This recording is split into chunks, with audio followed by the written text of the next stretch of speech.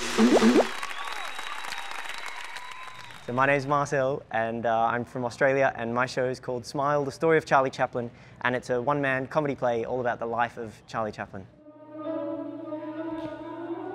First of all, I just love Charlie Chaplin. I'm a massive fan. I did another show, which I toured around for a year. It was a musical comedy, which was my first solo show, and that was my introduction to the Fringe circuit. And it was great, but it was musical comedy. I was training to be a ballet dancer for 10 years, and so I wanted to do something a bit more physical, so I thought for my next show, Charlie Chaplin was a perfect subject matter.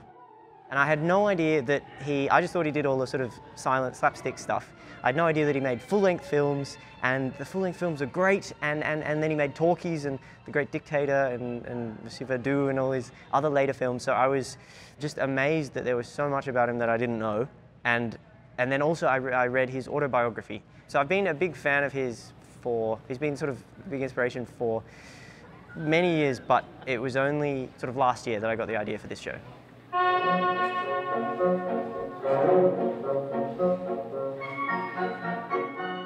Pressure is brilliant. You sign yourself up for a Fringe show about 6 months in advance. All the festivals work sort of a 6-month schedule. You sign yourself up, and because there's the pressure, like they say sort of pressure makes diamonds, and I never really understood that until doing my Fringe shows, and I realized that you can have an idea for a show and it'll never go anywhere until you lock it in. You lock in a performance date, and then that makes the show happen. And that's very exciting because it means that if you want to do a show about something, you can kind of just book yourself in, and I know that I will then feel the pressure to make something.